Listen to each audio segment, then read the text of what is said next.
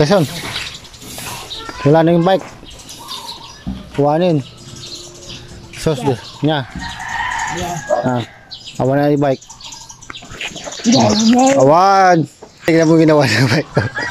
So, nagugas ko kayo ng plato dito kasi ako nagugas minsan sa Bombay kasi wala pa kaming gripo. Dito ako nagugas kasi yung anak ko sana magugas kaya may sakit.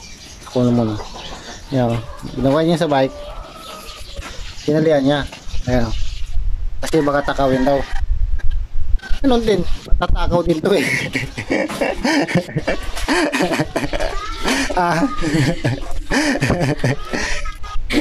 Luko ato.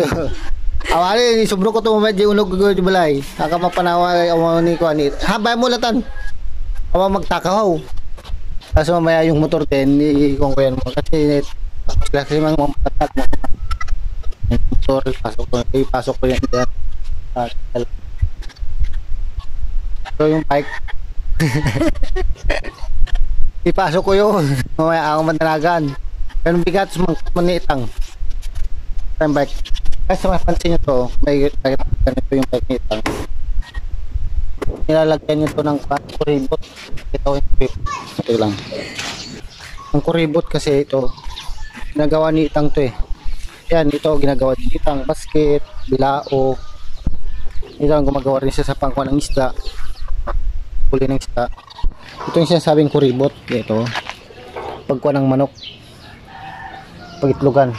Kasi ito binebenta ni Itang to, ginagawa niya, binebenta niya sa mga ibang tao. Hindi ko alam kung magkano isa, 100 ata. Tapos ito ginagawa din ni Kuya. Pag malaki na yung ilog, yan, ihulog nila dun sa may ilog para makakuha sila ng muri.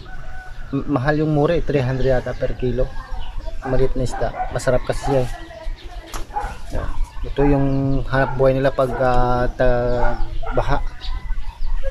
Yan, ito ginagawa nila. Nitang ginagawa ni Kuya. Yan. Yan pagkain ng kalabaw. Nag-i-stock sila ng pagkain ng kalabaw. Yan, para pag in case magbaha man o ano, mayroon silang pagkain sa kalabaw. Yan ginagawang bodega na to. Bike. Ito, pandarin ko daw ito, sabi ni Kuya. Pero mas kasi si Kuya pumunta ng Gonzaga at saka Gataran. Nag-harvest sila ng palay at saka mais. Bayang kambing. Pandarin ko rin doon to. So, hindi masira daw, hindi ma-stuck. Ito yung buhay Cagayan. Cagayan nun.